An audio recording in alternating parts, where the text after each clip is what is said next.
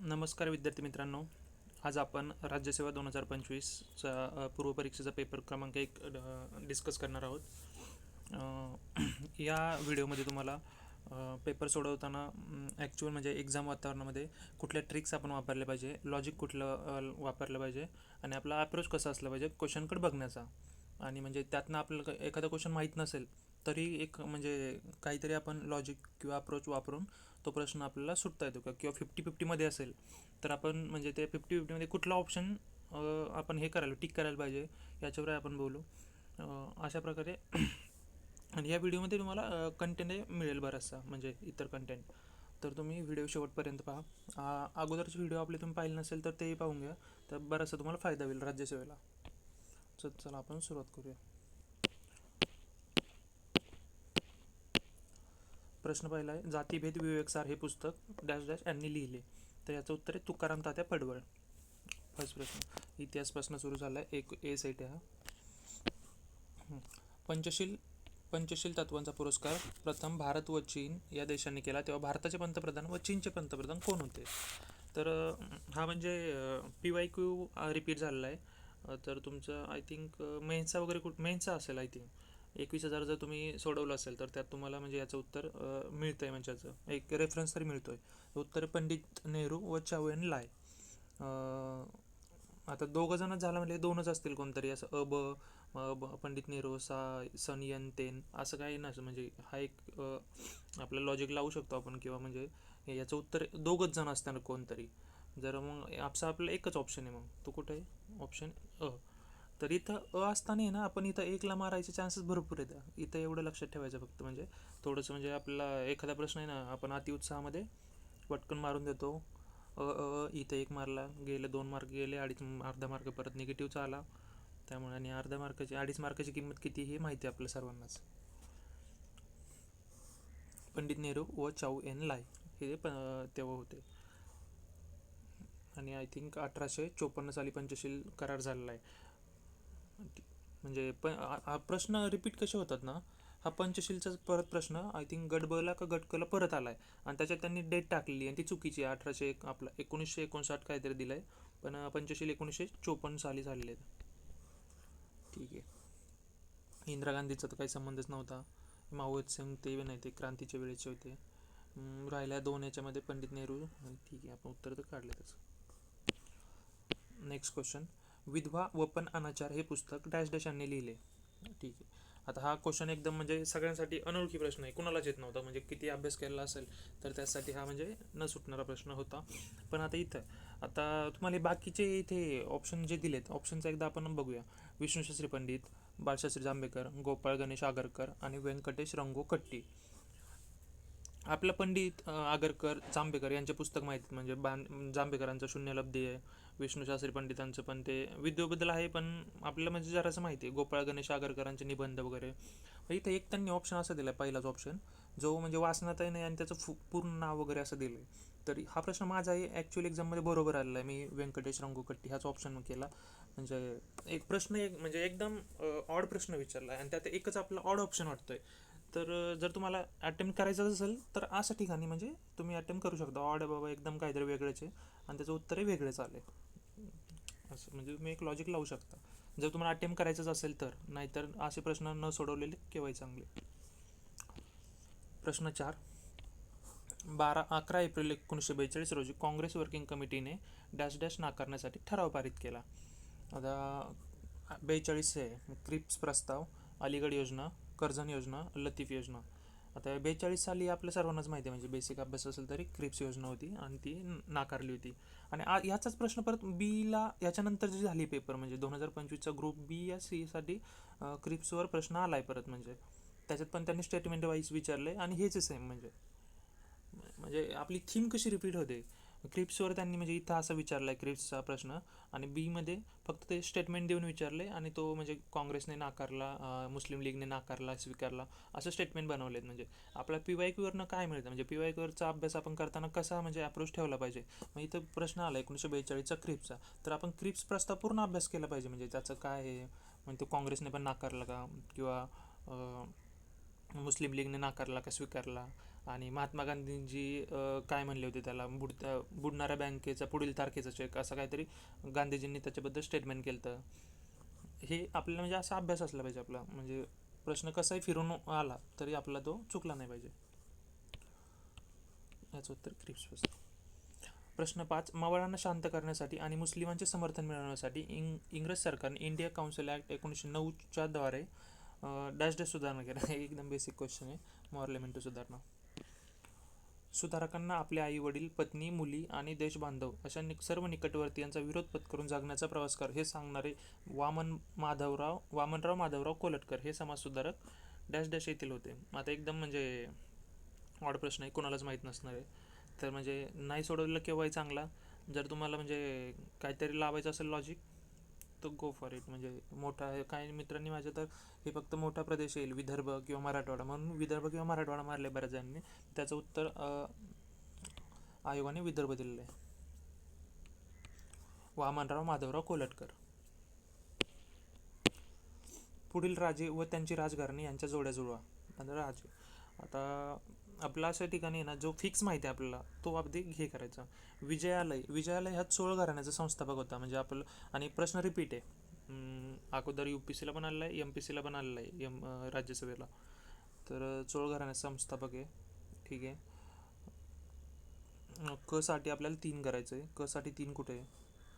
क साठी 3 हे एकाच ठिकाणी आहे. म्हणजे ठीक आहे, आलं आपलं उत्तर 2. मग त्याचं काय 1, 2, 3, 4 सगळे सेमच आहेत. अपराजित हा पल्लवचा राजा होता. आदित्य पहिला चोळ घराण्याचाच होता. भोज पहिला गुर्जर घराण्याचा होता. म्हणजे प्रश्न ते सेट करताना असंच करतात की आपल्याला म्हणजे जिथं म्हणजे अति अवघड असा प्रश्न नसतो शक्यतो. अशा प्रश्नामध्ये आपण म्हणजे एखादं तरी वाक्य असं असतं जे आपलं येत असतं आणि त्याच्यावरून उत्तर निघू शकतं. आपण फक्त थोडंसं म्हणजे प्रयत्न करायचा. प्रश्न 8. खालीलपैकी कृष्णदेवराय यांच्याशी संबंधित योग्य विधाने ओळखा. खालीपैकी कृष्णदेवराय यांच्या संबंधित योग्य विधाने ओळखा. ठीक आहे. विजयनगरच्या साम्राज्याचा सत्ताधीश कृष्णदेवराय याने अमुक्तमाल्यदा हा काव्यग्रंथ लिहिला. ओके. आंध्रभोज, अभिनवभोज असे या राजा संबोधले जात असे. ठीक आहे. क स्टेटमेंट. पेदन्ना हा महान तेलुगू कवी कृष्णदेवरायाच्या दरबारात होता. कृष्णदेवराय हा संगम राजघराण्यातील होता. तर याचं उत्तर आहे अ, ब, क. आपण याचं स्पष्टीकरणही पाहूया. कृष्णदेवरायाबद्दल म्हणजे हे विजयनगर साम्राज्यावर आहे ना राज्यसेवेला हमखास प्रश्न असतो एक, म्हणजे प्रत्येक वर्षी असतो. तुम्ही इथून मागचे पेपर बघितले तरी अब्दुल रज्जाक तो कवी आला होता, तो विजयनगरला त्याने भेट दिली ती. त्याच्या आधी निकोलो द कोंटी एक आलता, त्याने पण. म्हणजे आणि कृष्णदेवराय याच्यावर तुम्ही बघू शकता. म्हणजे विजयनगरच्या घराण्यावर प्रश्न असतो, म्हणजे असतो तो पॉईंट आपण व्यवस्थित करून ठेवायचा विजयनगरचा. तर ठीक आहे. तर कृष्णदेवराय हा एक महान कवी होता, म्हणजे विजयनगरचा. त्याने अमुक्तमाल्यदा तो म्हणजे एकदम असा हुशार होता, म्हणजे ग्रंथ वगैरे लिहायचा. अमुक्तमाल्यदा हा ग्रंथ लिहिला त्याने तेलुगू भाषेत. ठीक आहे. तो का आपलं पेन चालत नाही व्यवस्थित. त्याने अमुक्तमाल्यदा हा तेलुगू भाषेत लिहिला होता. आणि अजून 2 लिहिले. एकाचं नाव होतं काय जांबवती कल्याणम, तो संस्कृतमध्ये होता. आणि एक अजून एक कुठला होता तो आपला, उषा परिनयन, तो पण संस्कृतमध्ये होता. असे 3 ग्रंथ त्याचे महत्त्वाचे आहेत. ठीक आहे. म्हणजे हे एक लक्षात ठेवा. पुढच्या वेळेस ते म्हणू शकतात की अमुक्तमाल्यदा संस्कृतमध्ये लिहिला, तर नाही, हा तेलुगूमध्ये लिहिलेला आहे. आणि जे दुसरे 2 आहेत ते संस्कृतमध्ये येतं.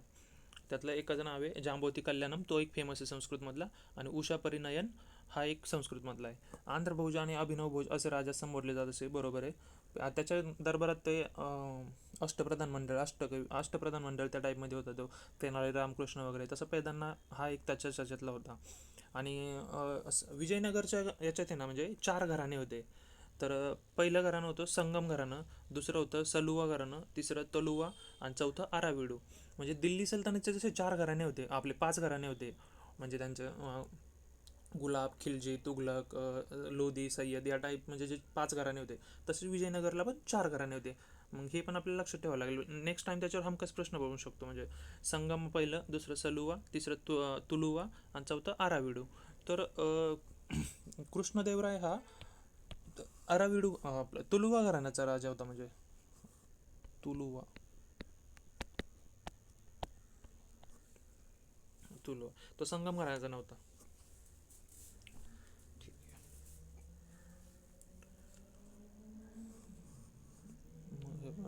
डस्ट म्हणजे चुकी बघ बरोबर आहे. डॅश डॅश या समाजाचे सदस्य होण्यासाठी व्यक्तीला ख्रिश्चनांनी बनवलेला पाव व मुस्लिमांच्या हातातील पाणी पिणे बंधनकारक होते. हा म्हणजे थोडासा रेफरन्सने आपला प्रश्न सॉल्व करता येऊ शकतो. जर आपण एन सी आर टीत हे दिलेलं आहे, आपल्या ज्या जुन्या NCERT येतात त्याच्यामध्ये हा दिलेलं आहे. ते ख्रिश्चनने बनवलेला पाव व तो काय ब्रँडी पितात वगैरे असं काहीतरी, आणि त्याच्यानंतर ती संघटना बंद झाली. ती पहिली परमहंस मंडळी होती, पण त्याच्यानंतर मग त्याच्यातनंच पुढे स्थापन झाली ती प्रार्थना समाज होता. त्याचं उत्तर प्रार्थना समाज असं आपण रेफरन्सने देऊ शकतो. मुघलकालीन न्यायव्यवस्थेतील एक मिनिट, अरे हां ठीक. मुघलकालीन न्यायव्यवस्थेतील शिक्षा आणि शिक्षेचे स्वरूप यांच्या अचूक जोड्या ओळखा. ठीक आहे. तर याचं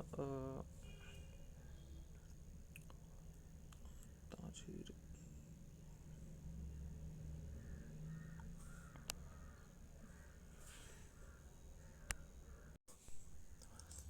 हद्द हद्द म्हणजे एकदम हे जुन्या याच्यातले नाव आहेत. मृत्यूदंड किंवा हातपाय तोडणे. जसं ताजीर ताजीर म्हणजे ताकीद देणे किंवा समज हद्दापार करणे. किस्सास किस्सास म्हणजे जशास तसे. आणि तशहीर म्हणजे याची मानहानी किंवा धिंड काढे, तशहीर करो उसको. ते उत्तर येत आहे 3.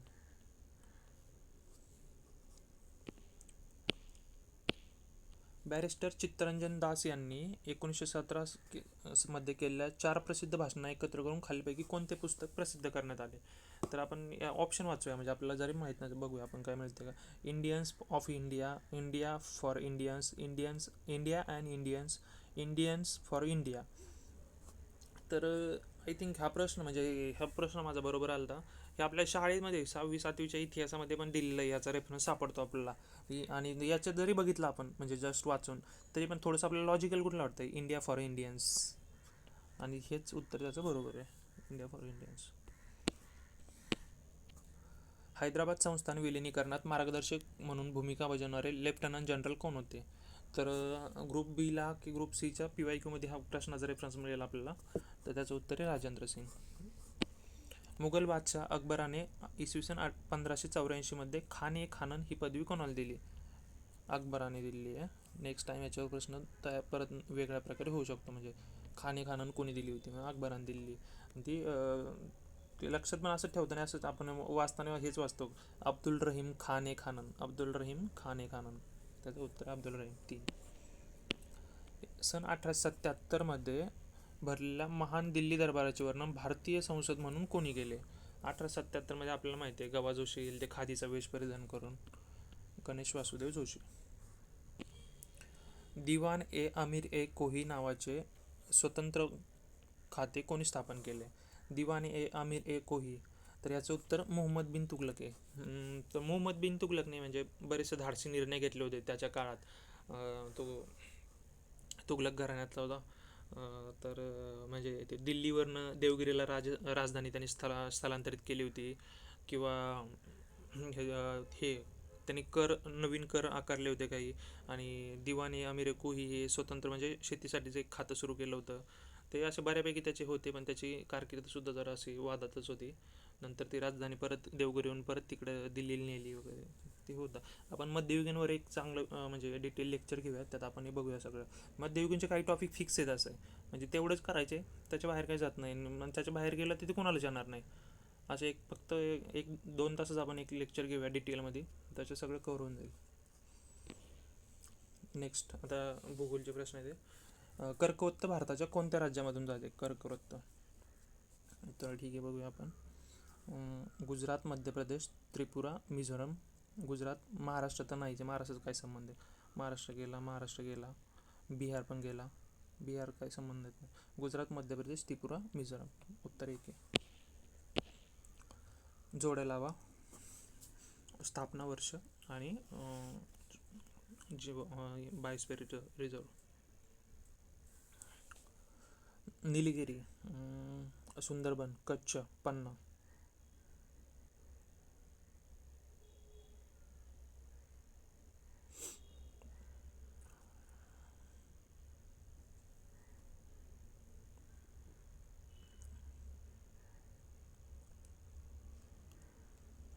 यातलं सगळ्यात जुनं कुठलं वाटतं आपल्याला, म्हणजे आपण पहिलं जरी असं वाचलं जरी असेल, हा प्रश्न म्हणजे लॉजिकली असा आला होता बरं. सगळ्यात जुनं म्हणजे 1986चा निलगिरीला आपण जोडी लावूया. ठीक आहे. अला 4, बला 3, 1989. ठीक आहे. कला 2 येते 2008 आणि 50 लास्टला 2011. हे बघा सर्वच प्रश्न म्हणजे आपल्याला येतीलच याचा अट्टास आपण करू शकत नाही, किंवा हे सगळे इयर आपण पाठही करू शकत नाही, पाठ करूही नाही ते. तर याच्या म्हणजे आपण थोडंसं असं लॉजिक लावायचं, म्हणजे यातलं सगळ्यात जुनं कुठलं असेल, आणि मग त्याच्यावरनं काय आपल्याला क्ल्यू मिळतोय का, आणि याच्यावरनं म्हणजे 50-50मध्ये आपण आलो, ठीक आहे, तर क्लिक करून टाकायचं 50-50मध्ये आलो तर. योग्य जोड्या जुळवा. नदी, संगमस्थळ आणि नद्या. ठीक आहे. यातलं सगळ्यात आपल्या इथले पुण्याजवळचं आहे बघा, तुळापूर, भीमा आणि इंद्रायणी. ड साठी 3 कुठे आहे? ड साठी 3 एकाच ठिकाणी. उत्तर आलं आपलं 2. ठीक आहे. तर बाकीचे आपण बघूया. प्रकाशे, तापी, गोमती, हे आय थिंक नंदुरबार जिल्ह्यामध्ये. नंतर मुडावत, तापी, पांजरा, माहुली, कृष्णा, वेण्णा. ठीक आहे. 2011च्या जनगणनेनुसार कोणत्या केंद्रशासित प्रदेशात अनुसूचित जमातीच्या लोकसंख्येची टक्केवारी सर्वाधिक आहे? तर याचं उत्तर आहे लक्षद्वीप. म्हणजे लोकसंख्येवरचा इझी क्वेश्चन आहे. अनुसूचित जमातीचे ST. 2011च्या भारतीय जनगणनेनुसार राजस्थान राज्याचा साक्षरता दर सर्वात कमी डॅश डॅश इतका होता. तर याचं उत्तर आहे 66.11.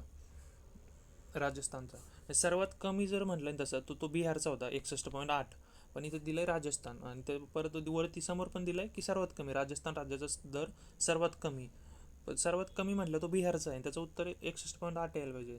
आणि इथं त्यांनी जे स्टेट मेन्शन केलं त्याच्यामुळे मग इथे 66.11 आहे. राजस्थान 2 नंबरला आहे तसं सर्वात कमीमध्ये. खालीलपैकी कोणते विधान चुकीचे आहे? भारताच्या मुख्य भूमीचे उत्तरेकडील टोक लडाखमधील दफदार आहे. भारताच्या मुख्य भूमीचे दक्षिणेकडील टोक तमिळनाडूतील कन्याकुमारी आहे. मुख्य भूमीचे पूर्वेकडील टोक आसाममधील किबुतू आहे. मुख्य भूमीचे पश्चिमेकडील टोक गुजरातमधील गुवारमोट आहे. तर हे किबुतू आहे ना, हे किबुतू तर बरोबर आहे, पण ते आसाममध्ये नाही, ते अरुणाचल प्रदेशमध्ये आहे. त्याच्यामुळे ते तिसरं उत्तर बरोबर, म्हणजे विधान चुकीचं आहे. इथं चुकीचं विचारलं, ते लक्षात आलं. जून ते सप्टेंबर या काळात महाराष्ट्रात जून ते सप्टेंबर नैऋत्य मोसमी वारे वाहतात महाराष्ट्रामध्ये. खालील विधानांचा विचार करा. तपंबराचे तापमान सामान्यतः वाढत्या उंची बरोबर कमी होते. ठीक आहे. तपंबर हे सूर्याकडून लघुतरंगाच्या स्वरूपात येणाऱ्या सौर प्रारणाच्या शोषणात नव्हे तर पृथ्वीच्या पृष्ठभागावरून होणाऱ्या उष्णतेच्या वहनाने तापवले जाते. दोन्ही उत्तर म्हणजे ऑप्शन बरोबर आहेत. दोन्ही विधाने बरोबर आहेत. दुसरे विधान पहिल्या विधानाचे योग्य स्पष्टीकरण आहे. हे तापमान आहे ना, आय थिंक 6-6.5 किलोमीटरला पर डिग्री सेल्सिअसने कमी होत जातं वरती, आपण जसं जसं उंचीवर जाऊ तसं. आणि सूर्याकडून लघुतरंगाच्या स्वरूपात येणारं सौरपान तर पृथ्वीकडनं आपण जे परत पृथ्वी हे इमिट करते उष्णता, त्याने ते तापलं जातं. तपंबर ग्रीन हाऊस गॅसेस वगैरे, मग ते त्याचं ते हे ना. खालीलपैकी कोणता खडकांचा प्रकार रासायनिक प्रक्रियेद्वारे निर्मित जलजन्य खडक आहे? जलजन्य खडक, तर याचं उत्तर आहे जिप्सम.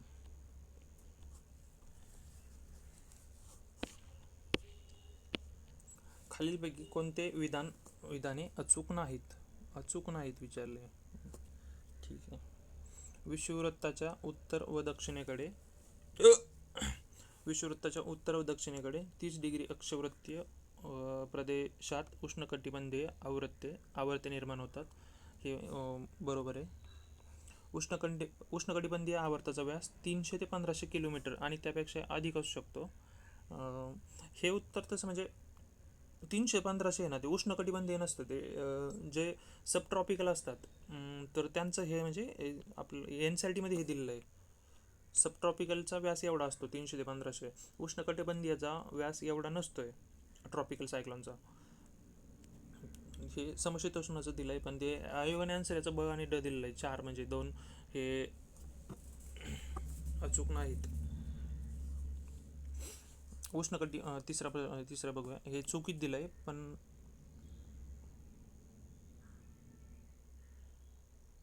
ओके, एक मिनटं. नाही, बरोबर आहे. आर नॉट करेक्ट विचारलं आहे ना आयोगाचं. पहिल्या आन्सर की नाही, आय थिंक फक्त ड चूक दिलं होतं, तर दुसऱ्याने हे बस स्टेटमेंट आहे. उष्णकटिबंधीय आवर्ताचा व्यास 300 ते 1500 किलोमीटर आणि त्यापेक्षा अधिक असू शकतो. नाही, एवढा नसतो तो. म्हणजे मॅक्सिमम झाला तर 1000पर्यंत असतो ट्रॉपिकल सायक्लोनचा. 1000 किलोमीटरपर्यंत एकदम मॅक्स टू मॅक्स. पण हे जे दिलं आहे ना 300 ते 1500, हा सब ट्रॉपिकलचे जे हे असतात आवर्ते असतात, तर त्यांचा असू शकतो एवढा 300 ते 1500. ठीक आहे, मग त्याच्यामुळे हे उष्णकटिबंधीयासाठी लागू होत नाही स्टेटमेंट. बस स्टेटमेंट चुकीचं आहे. क मध्ये बघूया. उष्णकटिबंधीय आवर्ती वाऱ्याचा वेग दर ताशी 50 ते 60 किलोमीटर किंवा त्यापेक्षा अधिक असू शकतो. हे उत्तर 100% बरोबर आहे.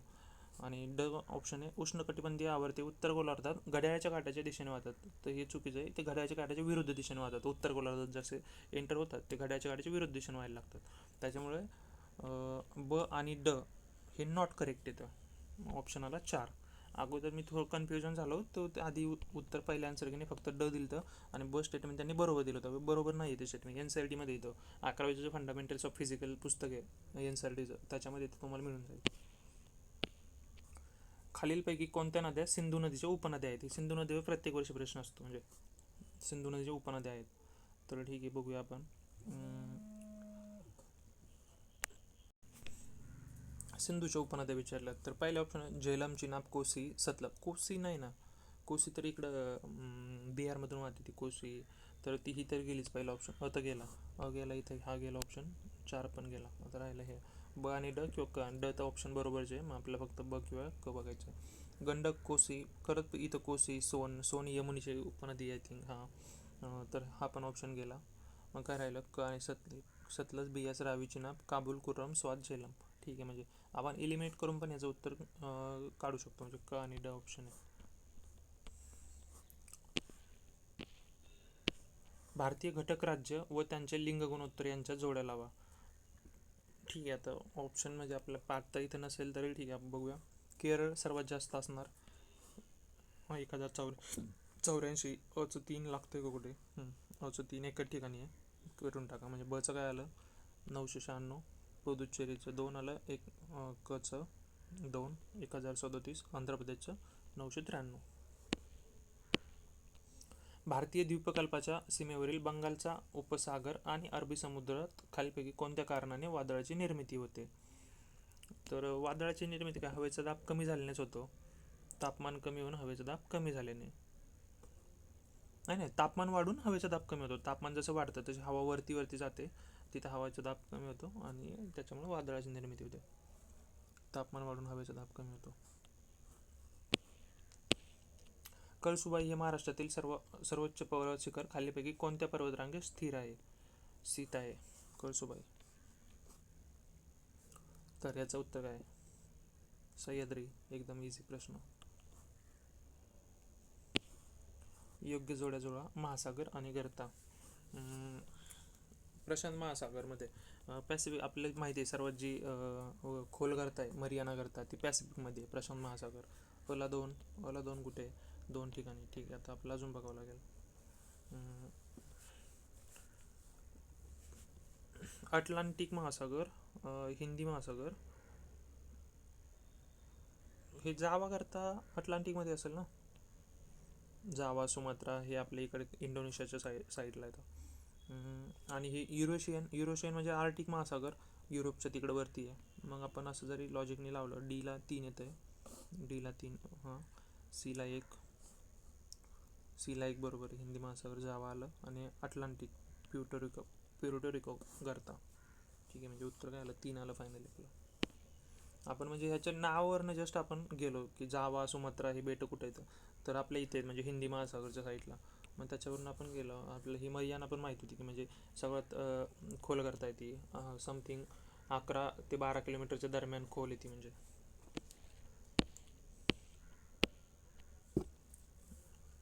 यादी 1 मध्ये दिलेल्या प्रदूषकांची यादी 2 मध्ये दिलेल्या त्यांच्या परिणामांशी जोड्या लावा. ठीक आहे. पाण्यातील फॉस्फेट खते आपण एकदा बघून घेऊया. हवेतील मिथेन, पाण्यातील कृत्रिम अपमार्जके, हवेतील नायट्रोजन ऑक्साईड. तर ह्याच्यावरती UPSCला भरपूर वेळा प्रश्न आलेला आहे आणि राज्यसेवेला पण आलेला आहे याच्या आधीच्या प्रिलिमला. हवेतील नायट्रोजन ऑक्साईड आहे ना, ह्याच्यामुळेच आम्लपर्जन्य नव्हतं, म्हणजे NO2 आणि सल्फर ऑक्साईड आणि ते हे नायट्रोजन ऑक्साईड ह्याच्यामुळेच आम्लपर्जन्य दोन महत्त्वाचे आहेत. मग आम्लपर्जन्य लावला आपण डीला 2 एकाच ठिकाणी आहे. ठीक आहे, आपलं ऑप्शन निघून जातं 2. मग बाकीचे ऑप्शन काय आहे? एला 4 येतं आहे. पाण्यातील फॉस्फेट खते म्हणजे सुपोषण अन्नतिरेक होतं, बरोबर आहे. हवेतील मिथेनमुळे काय आहे? जागतिक तापमान वाढ होते, बरोबर आहे. आणि पाण्यातील कृत्रिम अपमार्जके पाण्यातील जैवरासायनिक ऑक्सिजनची पातळी वाढवते. भारतातील सरपटणारे प्राणी आणि उभयचर प्राण्यांच्या अत्यंत धोक्यात असलेल्या प्रजाती म्हणून खालीलपैकी कोणता प्राणी घोषित केलेला नाही असं विचारलं. अत्यंत धोक्यात, क्रिटिकली इंडेंजर, इंग्लिशमध्ये पण बघू शकतो तुम्ही. तर याचं उत्तर आहे बेंगल फ्लोरिकन.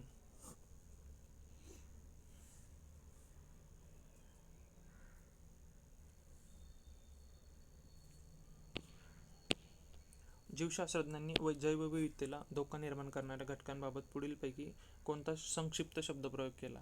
याचं उत्तर हिप्पो. म्हणजे माहीत असेल तर ठीक आहे, नाहीतर नाही अटेम्प्ट केला तरी ठीक आहे.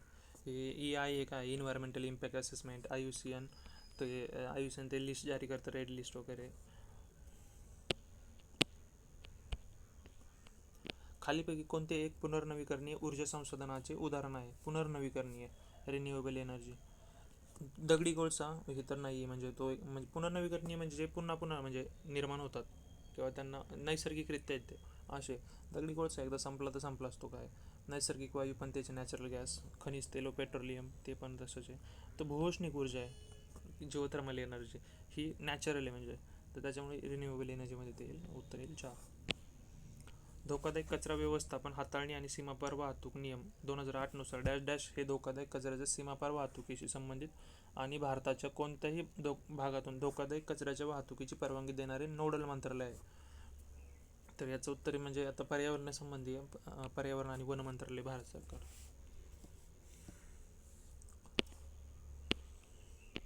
अन्न सुरक्षा विधेयक 2013च्या संदर्भात खालीपैकी योग्य विधाने ओळखा. तर बघूया आपण. हे विधेयक शहरी भागातील 50%, ग्रामीण भागातील 75% लोकसंख्येला अन्न सुरक्षेचा लाभ उपलब्ध करून देते. लाभार्थ्यांना दरमहा प्रति किलो 3 रुपये प्रमाणे तांदूळ व प्रति किलो 1 रुपयापर्यंत भरड धान्य आणि 2 प्रमाणे गहू उपलब्ध होणार आहे. तर हे बरोबर आहे एकदम, म्हणजे दोन्ही स्टेटमेंट बरोबर येतं. पण आयोगाच्या फायनल आन्सर की नाही, आयोगाने उत्तर दोन्ही चूक दिलं आहे. हे म्हणजे का दिलं आहे, कसं झालं, काय झालं हे माहीत नाही काहीच. आयोगाने दिलं, आयोगाला मेल पण भरपूर मुलांनी केले, त्याच्यामुळे याचा आन्सर हे दिलं आहे. पण हे तर म्हणजे स्टेटमेंट असे बरोबर आहे दोन्ही पण. जरी ॲक्ट जरी बघितला आपण 2013चा, तर त्याच्यातही तेच मिळेल तुम्हाला. पण आयोगाने उत्तर दोन्ही चूक दिलं, हे लक्षात असू द्या. शाश्वत विकास संकल्पना डॅश डॅशमध्ये सादर केलेल्या जागतिक संवर्धन धोरणात प्रथम प्रचलित झाली. शाश्वत विकास संकल्पना तर ते प्रथम 1980 मध्ये प्रचलित झालेली आहे. 2020 जाहीर करण्यात आलेल्या शाश्वत विकास लक्ष्य निर्देशांकात भारत कोणत्या स्थानावर आहे? भारताचं स्थान विचारलं आहे. तर 17 आणि 40 हे तर कट होतात डायरेक्ट, म्हणजे तुम्ही ह्या वर्षी वाचलं असेल 2025ला भारताचं स्थान 99 आहे. 99 म्हणजे एकदम चर्चेत होतं की भारत पहिले 100मध्ये आला आता, म्हणजे 2 अंकावर आला आता. मग हे 17 किंवा 40 तर एवढ्या म्हणजे वरती आपण असू शकत नाही. तर मग 125 किंवा 117 मध्ये आपण रेस घेऊ शकतो. उत्तर 117. इथं 117 दिलं आहे, तर दोन्हीपैकी तुम्ही मग 117 घेऊ शकला असता. रेस 17 तर गेलेला असेल. फक्त उत्पादनात होणारी वाढ म्हणजे आर्थिक वृद्धी होय, हे विधान कोणी केले? याचं उत्तर आहे किंडलवर्जर. हे थेरीवर प्रश्न असा एकदम. भारतीय अर्थव्यवस्थेत खालील कोण विधाने विचारात घेऊन योग्य पर्याय निवडा. जागतिकीकरणानंतर भारतीय अर्थव्यवस्थेतील बदल लक्षात घेता ट्रिकल डाऊन थेरी भारतीय अर्थव्यवस्थेला तंतोतंत लागू होते. जागतिकीकरणानंतर विशेषतः 2005 पासून भारताने गाठलेला उच्च विकास दर ट्रिकल डाऊन थेरीवर प्रश्नचिन्ह उपस्थित करतो. बरोबर आहे, म्हणजे हे भारताचा विकास भरपूर झाला आहे आणि ते ट्रिकल डाऊन थेरी आपल्या अर्थव्यवस्थेला लागू होत नाही आहे. म्हणजे एकदम काही क्षेत्र अतिवा म्हणजे हे झाले आणि बाकी सगळे मागास असं काही हे नाही आहे. भारतामध्ये विकास दर राहिलेला आहे उच्च. बरोबर आहे. चूक आहे.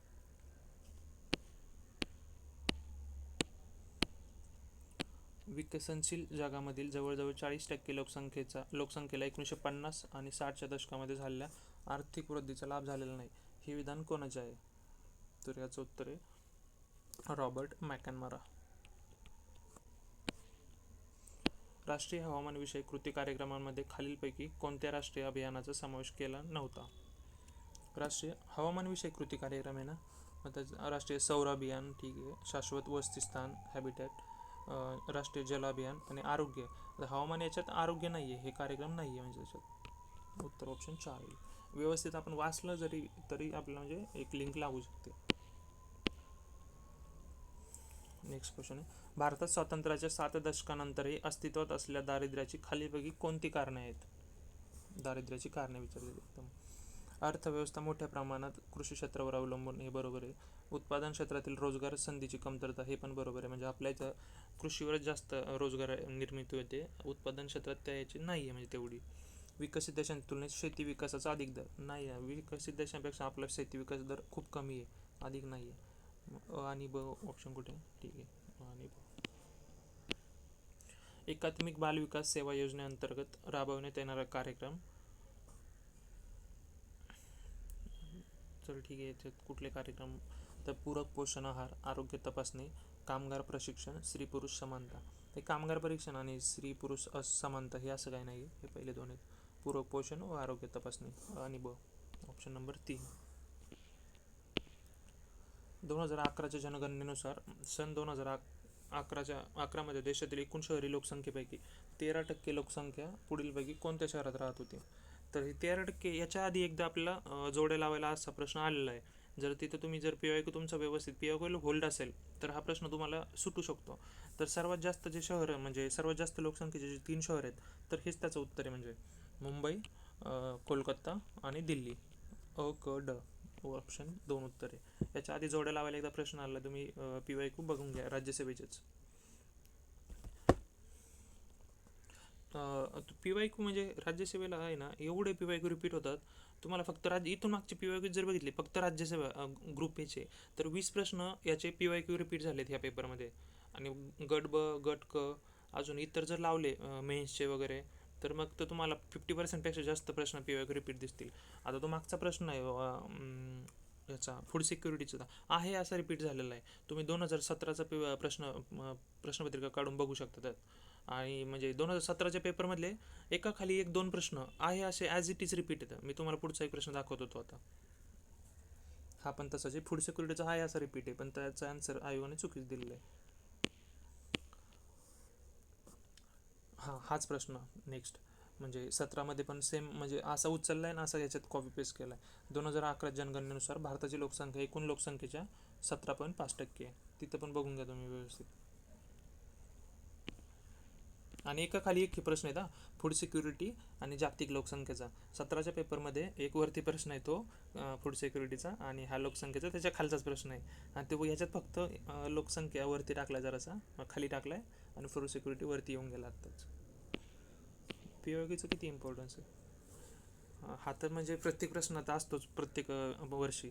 2000 लोकसंख्या धोरण 2000चं जास्तीत जास्त 2 अपत्यानुसार 2050 सालापर्यंत लोकसंख्या स्थिरता आणणे. तर 50 नाही आहे, ते 2045 आहे. म्हणजे किती वेळा आला हा प्रश्न, बापरे. तर म्हणजे पहिलं तर चूक आहे, आपलं बरोबर विधान विचारलेलं आहे. मग गेलं, इथं पण गेलं, इथे पण गेलं, उत्तर राहिलं आपलं फक्त 4, केवळ ब बरोबर आहे. सार्वत्रिक लसीकरण. अर्भक मृत्यूचे प्रमाण प्रति हजारी 30%पेक्षा खाली. प्रति हजारी नाही, ते 30% म्हणलं प्रत्येकी 100च्या मागे. नाही सॉरी, प्रति हजारी 30% नाही, ते प्रति हजारी 30 आहे फक्त. तेच मी तर म्हटलं काहीतरी फक्त प्रति हजारी 30% नाही, 30% म्हणलं ते 300 होईल, मग ते प्रति हजारी 300 तसं नाही, प्रति हजारी 30 आहे. जमीन धारण्याची मर्यादा म्हणजे एखादा व्यक्ती स्वतःच्या नावे किती जमीन धारण करू शकतो याची वैधानिक परिपूर्ण मर्यादा होय. जमीन धारण्याची मर्यादा लादण्याचे खालीलपैकी कोणते 2 पैलू आहेत? तर ह्याच्यावर बरंचसं म्हणजे डिबेट पण झालेला. हा क्वेश्चन म्हणजे भविष्यातील अधिग्रहणावर मर्यादा हे पण बरोबर आहे. एकत्रित जमीन मालकी मर्यादा, विद्यमान जमीन धारणेवर मर्यादा हे पण म्हणजे होऊ शकतं त्याचा आन्सर. रूपांतरावर मर्यादा, म्हणजे याचे असं बघितलं तर सगळेच होतील, पण आपलं ऑप्शन दोनच निवडायचे कुठले तरी. तर आन्सर म्हणजे कॅन्सल केलेला आयोगाने हा प्रश्न, हे लक्षात असू द्या. लँड रिफॉर्मवर प्रत्येक वर्षी एक प्रश्न फिक्स आहे. लँड रिफॉर्मचे तुम्ही व्यवस्थित करून ठेवायचं टॉपिक. खालील विधाने विचारात घ्या. लिंगाधारित मानव विकास निर्देशांक हा आरोग्य, शिक्षण, सबलीकरण आणि श्रम बाजार यांचा संयुक्त निर्देशांक आहे. बरोबर आहे. वरील 4 घटकाचा विचार केल्यास स्त्री पुरुषातील असमानतेमुळे मानव विकासावर प्रतिकूल परिणाम होतो. ठीक आहे, बरोबर आहे, म्हणजे काही हे नाही वाटत. जनरल स्टेटमेंट असतील ना तर शक्यतो बरोबर धरून चालायचे, त्यात आपण जास्त उगाच चूक नाही शोधत असायचं. 26 जून 1975 रोजी जाहीर केलेल्या 20 कलमी कार्यक्रमाचा मुख्य हेतू काय होता? राहणीमानाचा दर्जा सुधारणे, दारिद्र्यरेषेखालील लोकांना सहाय्य करणे. तर त्याचे दोन्ही म्हणजे हे होते त्याचे, राहणीमानाचा दर्जा सुधारणा करायची आणि दारिद्र्य निर्मूलन करायचं. म्हणजे इंदिरा गांधींच्या काळात आलेला 20 कलमी कार्यक्रम होता. ऑप्शन 3. आता विज्ञानचे प्रश्न सुरू होतात. तर विज्ञानचे जे प्रॉब्लेम आहेत यावेळेस प्रॉब्लेम जरा टफ लेवलचे आले, ते हार्डच. त्यामुळे आपण त्याचे फक्त ॲन्सर सांगतो आपण, आणि कुठं म्हणजे एक्सप्लेनेशनची गरज असेल एका विज्ञानाच्या प्रश्नामध्ये, न्यूमेरिकलमध्ये नाही, तर तिथे बघूया आपण. तर एकाच पदार्थाच्या दोन रॉडच्या लांबी त्रिज्येच्या गुणोत्तर 1:2 आणि 2:3 आहे. जर रॉडच्या दोन्ही टोकांमधील तापमानातील फरक समान असेल तर उष्णता प्रवाहाचे गुणोत्तर किती असेल? याचं उत्तर आहे 8:9. ठीक आहे, नेक्स्ट बघूया. खालील दिलेल्या रोधकाच्या नेटवर्क अँड रेजिस्टरमध्ये बॅटरीमधून किती विद्युतधारा वाहील? तर याचा 1 अँपियर आहे. नेक्स्ट बघा. खालीपैकी कोणती भौतिक राशी टकरीच्या दरम्यान अक्षय राहते? Which physical quantity conserve during collision? तर या संवेग किंवा मोमेंटम हा प्रश्न ग्रुप बीला की ग्रुप सीला रिपीट झाला आहे, म्हणजे तिथं आलेला आहे, त्याच्यामुळे PYQ हा प्रश्न, मोमेंटम किंवा संवेग. खालीपैकी कोणत्या निरीक्षणाद्वारे विश्व स्थिर नसून ते विस्तरित आहे याबद्दल पुष्टी मिळते? दूरवरच्या आकाशगंगामधून येणाऱ्या प्रकाशात आढळणारे लाल रंगाकडील विस्थापन. तर याचं उत्तर हेच आहे, आकाशगंगामधून येणाऱ्या प्रकाशात आढळणारे लाल रंगाकडील विस्थापन. Red shift in the light coming from distant galaxies. Next, dash dash या प्रक्रियेत न्यूट्रिनो कण उत्सर्जित होतात. न्यूट्रिनो, तर याचं उत्तर बीटा डिके, बीटा क्षय. तापमानवाढीचा परिणाम वायूच्या मितप्रवाहीपणा, स्निग्धता, व्हिस्कोसिटीवर कसा होतो? तर ह्याचं मितप्रवाह म्हणजे व्हिस्कोसिटी वाढते त्याची, तापमान जसं वाढेल ना, व्हिस्कोसिटी, स्निग्धता, तर ती व्हिस्कोसिटी वाढते त्याची.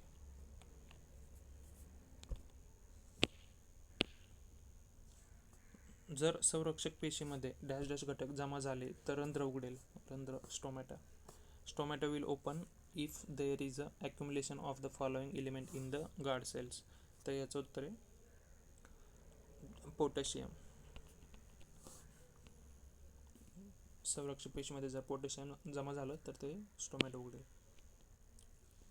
सायट्रस, लिंबू, म्हणजे लिंबूवर्गीय फळावर पडतो तो, संत्री वगैरे. सायट्रस कॅन्कर हा रोग कोणत्या प्रकारच्या रोगजनकामुळे होतो? तर ह्याचं बॅक्टेरियल येतो. म्हणजे हे रोगावर म्हणजे हमखास एक प्रश्न असतो, ग्रुप बीला पण असतो, ग्रुप सीला असतो, त्यामुळे तो आपण रोग करून ठेवायचे व्यवस्थित. स्पायरोगायरा या शैवाला संबंधी खालीपैकी कोणते विधाने अचूक आहेत? ठीक आहे. सामान्यतः त्याला तलावातील घाण असे म्हणतात.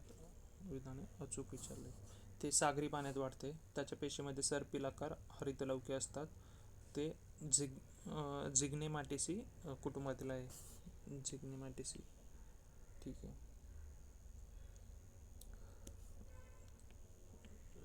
स्पायरोगायरा तलावातील घाण असे म्हणतात. ते सागरी पाण्यात वाढते. त्याच्या पेशीमध्ये सर्पिलाकार हरितलवके असतात. ते झिग्नेट हे तलावातील घाण हे तर बरोबर अचूक विचारलं ना आपलं, करेक्ट. बरोबर आहे, त्याला तलावातील घाण असे म्हणतात. ते ठीक आहे, आपण याला होलवर ठेवा. आपला हा प्रश्न माहीत नसेल तर त्याच्या पेशीमध्ये सर्पिलाकार हरित लवके असतात. ते झिगमेटासी कुटुंबातील आहे. तर ते सागरी पाण्यात आढळत नाही. ते इथं वरती काय दिलं, इथं तलावातील घाण म्हणतात. म्हणजे इथंच लगेच आपलं म्हणजे कॉन्ट्राडिक्टरी हे दिसतंय स्टेटमेंट. तलावातील घाण म्हटलं इथं, इथं सागरी पाणी म्हटलं आहे. तर मग यातलं कुठलं तरी एकच असेल ना. पेशीमध्ये सर्पिलाकार हरित झिगमेटासी कुटुंब, म्हणजे आपला किंवा ब मधलं एक आन्सर चुकीचं आहे. म्हणजे एक वाक्य बरोबर आहे, एक वाक्य चुकीचं आहे त्यातलं. हे सागरी पाण्यात नाही आलं, हे चुकीचं आहे. बाकीचे 3 बरोबर. क ड करेक्ट आहे. अचूक विधान. हे वरचे मराठीमध्ये जर कन्फ्यूज झालं ना, अचूक नाहीत किंवा चूक आहेत किंवा असे, तर लगेच इंग्लिशमध्ये जायचं. तिथे तुम्हाला लगेच म्हणजे कळून जातं विचार त्यांना काय नेमकं म्हणायचं आहे. स्केलराइड्सच्या श्रेणी डॅश डॅश आहेत. स्केलराइड्स, मॅक्रोस्केलराइड, ऑस्टिओस्केलराइड्स आणि हे काय ॲस्टेरोस्केलराइड्स. ठीक आहे, म्हणजे याचं उत्तर हेच येतील. हे ट्रायकिड्स नाही आहे तसं. खालीलपैकी हार्मोन्सचा कोणता संच मासिक पाळीचे नियमन करतात? मासिक पाळी, ओके. FSH, इकडं आपण इंग्लिशमध्ये बघूया. FSH, LH, इस्ट्रोजन आणि प्रोजेस्टेरॉन. इस्ट्रोजन, टेस्टोस्टेरॉन, LH आणि कॉर्टिस्टेरॉन. हे टेस्ट विचारलं काय, which following hormones regular menstrual cycle. आता मेनिस्ट्रुअल सायकल विचारलं. ते टेस्टोस्टेरॉन हे तर नाही येणार त्याच्यात. ऑप्शन हे 2चं गेलं. कॉर्टिसॉल, इस्ट्रोजन, प्रोजेस्टेरॉन आणि FSH, डायहायड्रोटेस्टोस्टेरॉन हे पण गेलं. यातलं इस्ट्रोजन, प्रोजेस्टेरॉन, FSH, LH. तर भस्के सरांच्या पुस्तकात दिलेलं याच्याबद्दल, म्हणजे ह्याच्यात डिटेल दिलेलं आहे. त्याचं उत्तर हे एक आहे. म्हणजे FSH, LH, इस्ट्रोजन आणि प्रोजेस्टेरॉन मासिक पाळीचे नियमन करतात. ते जर म्हणजे व्यवस्थित वाचलं असेल तर हा प्रश्न सुटू शकतो. म्हणजे हार्मोन्सचा प्रश्न असतो, म्हणजे कधी तो आपल्या पँक्रियाजचा विचारतात, कधी तो सर्वात मोठी कुठली ग्रंथी त्याचे विचारतात. ते कोणत्या झाडाच्या फुले, पाने व बिया वापरून मारिजुआना हे अंमली पदार्थ तयार करतात? मारिजुआना हे न्यूजमध्ये पण होतं, आय थिंक त्याच्यामुळे प्रश्न आला असेल. तर त्याचं उत्तर आहे कॅनॅबिस सटायवा. आय थिंक जर्मनीमध्येच तिथं ते लिगली त्यांना परमिशन दिली आहे काहीतरी ते त्याचं उत्पादन करायला, त्याच्यामुळं आलं असेल. किंवा तो अंमली पदार्थ प्रश्न येतोच. मागच्या वर्षी एक आला तर तो अफूचा काहीतरी झाड आलं तर त्याच्यात पण सेम सेम ह्याच टाईप, म्हणजे थीम हीच होती अशी. मानवी जिनोम प्रकल्प 1990चे मुख्य उद्दिष्ट डॅश डॅश होते. म्हणजे मुख्य उद्दिष्ट काय होते याचं? मानवातील 20,000 ते 25,000 जनुके ओळखणे, DNA मधील 5 बिलियन बेस पेअरचा क्रम निश्चित करणे, नव्याने प्राप्त जिनोमिक ज्ञानाचं संशोधन व औषधी शास्त्रात समावेश करणे, प्राण्यांचे क्लोनिंग विकसित करणे. त्याचं उत्तर फक्त म्हणजे उद्दिष्ट विचारलं ना, म्हणजे याचं काहीतरी एक असं महत्त्वाचा उद्देश, मानवातील 20,000 ते 25,000 जनुके ओळखणे हेच त्याचं उद्दिष्ट आहे. ऑप्शन क्रमांक 3 मध्ये हे लक्षात असू द्या. प्रोकॅरियोटमधील अनुवांशिक कोडॉनमधील कोड झाले बरं, ठीक आहे. कोडमधील एन फॉर्मिल मिथिओनिन साठी प्रारंभिक कोड कोणता? म्हणजे स्टार्ट कोडॉन विचारला येतं. स्टार्ट कोड ह्या रिपीटेड प्रश्न आहे. AUG हा स्टार्ट कोडॉन आहे. आणि म्हणजे एकच स्टार्ट कोडॉनला हा एकच फक्त AUG, आणि स्टॉप कोडॉनसाठी ते 3 येतं. UAA, UAG आणि UGA हे असे 3 स्टॉप कोडॉन. नेक्स्ट टाइम तसं विचारू शकता, स्टॉप कोडॉन कोणतं तर उत्तर 4 आहे. हे इतर जे काय हे काय असं नाहीच आहे, असं कुठलं TCG हे ऊर्जा उत्पादनासाठी खालीलपैकी कोणते पर्याय कोणत्याही स्वरूपात कार्बनचा वापर करत नाहीत? ठीक आहे, आपण जिथं कार्बन नाही ते बघायचं आपल्याला. असा प्रश्न आपण सेम असं बघितलं होतं मागं. त्याचं उत्तर होतं जिओथर्मल एनर्जी, भूऔष्णिक स्रोत. इथं बघूया आता. इथं काय कार्बन येत नाही. लाकूड म्हणजे जाळलं तर आपल्याला कार्बन उत्सर्जन होतो.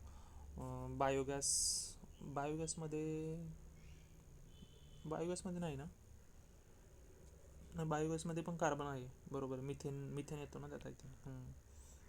भूऔष्णिक स्रोत हा एकदम नॅचरल प्युअर, तर याच्यातून कार्बन नाही होत. म्हणजे आपण मागाशी बघितलं तर रिन्युएबल सोर्स आहे, वापर करत नाही करत. आणि कोळशात तर भरपूर कार्बन आहे. आणि फक्त क ऑप्शन याचं. कार्बनचा वापर करत नाही, ते बाकीचे 3 करतात. सेम टाईपचा प्रश्न वरती एकदा रिपीट झाला याच पेपरमध्ये. मॅग्नेशियम क्लोराईड या संयुगाची निर्मिती होताना मॅग्नेशियम व क्लोरीनच्या अणूमध्ये कोणता रासायनिक बंध तयार होतो? इझी क्वेश्चन, म्हणजे एकदम आयोनिक बॉन्ड याचं होतं. Option 4 magnesium chloride. व्यावसायिक तंतूच्या उत्पादनात लोकरीला पर्याय म्हणून खालीलपैकी कोणाचा वापर केला जातो? तर याचं उत्तर आहे पॉलीॲक्रिलोनायट्राइल. कृत्रिम लोकर म्हणतात त्याला. खालीलपैकी कोणत्या औषधाचे वर्गीकरण वेदनाशामक आणि ज्वरशामक असे केले जाऊ शकते? पॅरासिटामॉल उत्तर आहे त्यासाठी. पॅरासिटामॉल फक्त अनॅल्जेसिस अँड अँटीपायरेटिक्स.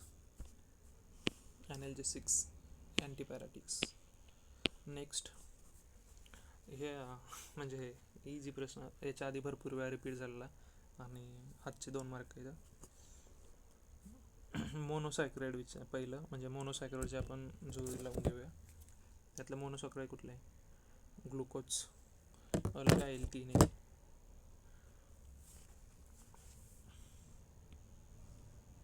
ग्लुकोज अला 3 इथे ठीक आहे. डायसॅक्राइड सुक्रोज, बला 4, कला 1, ट्रायसॅक्राइड रॅफिनोज आणि पॉलिसॅक्राइड स्टार्च. इझी प्रश्न म्हणजे ऑप्शन 4. हे सॅक्राइड पाठ करून ठेवा, म्हणजे प्रत्येक वेळी आता पुढच्या ग्रुप बीला विचारतील, ग्रुप सीला विचार किंवा मेन्सला पण विचारू शकतात. आजचे प्रश्न जाऊ द्यायचं ना.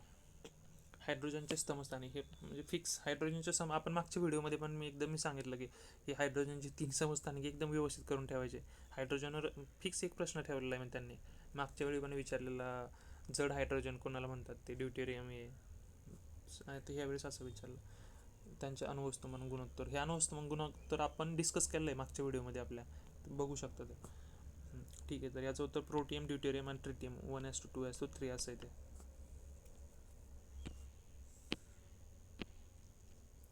नेक्स्ट क्वेश्चन आता हे पॉलिटीचे सुरू झालेत. खालीलपैकी कोणत्या घटना दुरुस्ती कायद्याने महानगर नियोजन समितीच्या स्थापनेची तरतूद केली आहे? महानगर नियोजन समिती, तर 74 घटना दुरुस्ती कायदा आहे तो. पॉलिटीमध्ये ना जास्त ट्रिक्स लावायचे, आपण भानगडीत पडायचं नाही किंवा लॉजिक याच्यात, म्हणजे एक शब्द, छोटे छोटे शब्दावर प्रश्न फिरतो म्हणजे पॉलिटीमध्ये. त्याच्यामुळे पॉलिटीमध्ये प्रश्न एकदम व्यवस्थित काळजीपूर्वक वाचायचा. ठीक आहे. भारतीय घटना समिती अंतर्गत स्थापन करण्यात आलेल्या विविध समित्या व तिच्या अध्यक्ष यांच्या अयोग्य जोड्या लावा. जोड्या ओळखायचं अयोग्य. ठीक आहे. सुकाणू समिती म्हणजे ती स्टिअरिंग कमिटी राजेंद्र प्रसाद, बरोबर आहे. सल्लागार समिती वल्लभभाई पटेल. केंद्रीय अधिकार समिती म्हणजे सेंट्रल राईट्स कमिटी, ह्याचं उत्तर जवाहरलाल नेहरू आहे. आणि फंडामेंटल मूलभूत हक्क उपसमिती, मूलभूत हक्क म्हणजे ती JB कृपलानी होते. हे दोन्ही अल्टरनेट केले. मग क आणि ड अयोग्य येतं. इनकरेक्ट विचारलं आपल्याला, इनकरेक्ट पेअर 2 येतं, म्हणजे 2 क आणि ड. कमिटीवर फिक्स प्रश्न असतो, ते काय 10-15 कमिटी असतील तेवढे पाठ करून ठेवायचे. योग्य, खालीलपैकी योग्य विधान निवडा. ठीक आहे. उपराष्ट्रपती ज्या दिनांकास आपले पद ग्रहण करतील त्या दिनांकापासून 5 वर्षांच्या अवधीपर्यंत ते पद धारण करतील. बरोबर आहे, पद धारण करेल. उपराष्ट्रपती राष्ट्रपती संबोधून आपल्या पदाचा सहीनिशी लेखी राजीनामा देऊ शकतात. बरोबर आहे. उपराष्ट्रपती राष्ट्रपती देतात, राष्ट्रपती उपराष्ट्रपती देतात. ठीक आहे, बरोबर आहे. लोकसभेच्या त्यावेळच्या सर्व सदस्यांच्या बहुमताने पारित झालेल्या आणि राज्यसभेने संमत केलेल्या ठरावाद्वारे उपराष्ट्रपतीस त्यांच्या पदावरून दूर करता येईल. इथे थोडंसं चेंज केलं, म्हणजे आपण आधीच डिस्कस केल्याप्रमाणे, म्हणजे पॉलिटीमध्ये ना असं एकदम मायन्यूट लेवलला तो थोडंसं जरी चेंज केला तर आपल्या लक्षात येत नाही लवकर. इथं ते लोकसभेचं नाही, तर उपराष्ट्रपती म्हणजे राज्यसभेचे ते अध्यक्ष असतात. तर राज्यसभेने सर्व सदस्यांनी, इथं राज्यसभा पाहिजे होतं, राज्यसभेच्या त्यावेळच्या सर्व सदस्यांच्या बहुमताने पारित झालेल्या, आणि इथं लोकसभा पाहिजे होतं, लोकसभेने संमत केलेल्या ठरावाद्वारे उपराष्ट्रपती त्यांच्या पदावरून दूर करता येते. म्हणजे क स्टेटमेंट चुकीचं आहे. इथं क गेलं, इथं क गेलं आणि ब बरोबर आहे. Option number 4. पॉलिटीमध्ये एकदम काळजीपूर्वक प्रश्न वाचायचा, म्हणजे बरोबरच वाटते सगळे स्टेटमेंट, त्यात थोडंसं कुठेतरी घ्या. अँग्लो इंडियन समुदायासाठी तरतुदी, अयोग्य विधान ओळखायचं आपल्याला. ठीक आहे. अनुच्छेद 335 हे राज्यांच्या विधानसभामध्ये अँग्लो इंडियन समाजाच्या प्रतिनिधित्वाची 335 नाही आहे, ते 333 आहे. म्हणजे तुम्ही मग तुमची जर कलम माहीत असतील महत्त्वाचे कलम तरी, तर त्याचं अँग्लो इंडियनचं तर हे केलेलं आहे आणि आपण ते असंही 100 किती 4वी घटना दुरुस्तीने त्यांचं सध्या म्हणजे आपण हे केलं, बंद केलं आहे की कारण त्यांची पॉप्युलेशन एवढी राहिलेली नाही आहे, त्याच्यामुळं आपण आता त्यांच्यासाठी रिझर्व सीट नाही ठेवते. अँग्लो पण 335मध्ये आपलं 333मध्ये त्याची तरतूद आहे, म्हणजे आपण ठेवायचं की नाही ठेवायचं ते 333मध्ये. 35 चूक आहे म्हणजे तर चूक आहे, अयोग्यच विचारलं आपलं. ठीक आहे, आता खालचं बघू. अँग्लो इंडियन समाजाच्या लाभाकरता 31 मार्च 1948 रोजी संपन्न होणाऱ्या वित्तीय वर्षात शिक्षणाबाबत दिली गेली होती अशी काही अनुदाने असतील तर तीच अनुदाने संविधानाच्या प्रारंभात पहिल्या 3 वित्तीय वर्षात संघराज्य व प्रत्येक राज्य संचाकडून दिली जातील. ठीक आहे, आता एवढं मोठं दिलं आहे म्हणजे, आणि यात काय आपल्याला असं एकदम काय म्हणतात स्ट्रेट फॉरवर्ड स्टेटमेंट आहे. तर असं ठीक आहे, म्हणजे आपल्याला माहीत नसेल आणि असं काहीतरी सिम्पल स्टेटमेंट असेल तर आपण शक्यतो बरोबर घेऊन चालायचं. ठीक आहे. दर 3 वर्षाच्या अनुवर्ती कालावधीत, म्हणजे ह्यालाच बघा इथं खालचं स्टेटमेंट कसं लगेच हे होतं आहे, कॉम्प्लिमेंट करतं आहे. इथं 3 वर्ष काहीतरी दिलं आहे असं पहिल्या 3 वित्तीय वर्षात, आणि त्याचं तसंच स्टेटमेंट बनवलं आहे. तर 3 वर्षाच्या अनुवर्ती कालावधीत लगतपूर्व 3 वर्षाच्या कालावधीतील अनुदानापेक्षा ती 10% कमी असू शकतील वगैरे. ठीक आहे, असू शकतील. ठीक आहे, आपण याला बरोबर पकडलं. आणि अजून एक इथं आपण मी एक म्हणजे लॉजिक आपल्यासोबत शेअर करतो. म्हणजे जिथं अयोग्य विचारलं असेल ना तिथं मिनिमम घेऊन जायचे कधी पण स्टेटमेंट, आणि जिथं बरोबर विचारलं ना तिथं जास्त घ्यायचे. म्हणजे एखादं स्टेटमेंट चूक विचारलं खाली बघे, तर त्यात म्हणजे शक्यतो 4 स्टेटमेंट असेल त्यातलं शक्यतो एकच स्टेटमेंट चूक असतं किंवा 3मधलं एकच चूक असतं असं आपण. आणि हे तुम्ही PYQ सॉल्व करून तुम्हाला तुमचंही लॉजिक डेव्हलप होऊ शकतं. तुम्ही मागचे पण आता प्रश्न बघू शकता. आपण त्या याचं बघितलं ट्रॉपिकल सायक्लोनचं, त्यात पण नाही, त्यात 2 चुकीचे होते. म्हणजे तुम्ही आता बघू शकता अजून, म्हणजे शक्यतो एकच म्हणजे कमी चुकीचे असतात, जास्त बरोबर असतात. हे जरी आपण थोडंसं लॉजिक डेव्हलप करायचं स्वतःचं, प्रश्न बघून होईल डेव्हलप. याचं फक्त चुकीचं असे 74चं 1. खालीलपैकी कोणत्या भारताच्या राज्यघटनेतील भाग 1 मधील कलम 1 ते 4 संबंधित आहे? काय एकदम 1 ते 4 मध्ये काय आपलं संघराज्य व त्याचं राज्यक्षेत्र. इथं आहे, पण इथं ऑप्शनमध्ये 3 आहे. इथं एकदम व्यवस्थित काळजीपूर्वक. भारताच्या राज्यघटनेतील अनुच्छेद 371 व त्याच्या उपच्छेदानुसार विशेष दर्जा नसलेली राज्य. 371 व त्याचे नसलेले विचारले. नागालँड, आसाम. नागालँड तर आहेच. आसाममध्ये आहे.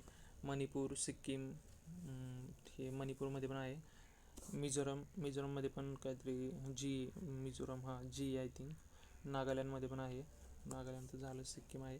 हे त्रिपुरा आणि झारखंडमध्ये नाही आहे 371 उपकलम. 371 बी आसाममध्ये आय थिंक.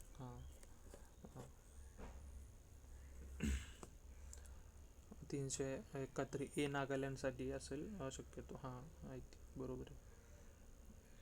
मणिपूरमध्ये सी आहे 371 सी. सिक्कीममध्ये F काहीतरी आहे, ते बघून घ्या. 371 उपकलम फक्त ABCD ते. स्वातंत्र्यानंतरचा पहिला लोक अदालत कॅम्प 1982 साली. लोक अदालतचा कॅम्प डॅश राज्यात भरवण्यात आला होता. इझी प्रश्न आहे. ग्रुप बीला एकदा रिपीट झाला आलेला प्रश्न आहे. PYQ आहे. गुजरातमध्ये 1982 साली. बी पट्टाभी सीतारामय्या हे खालील समितीचे अध्यक्ष होते.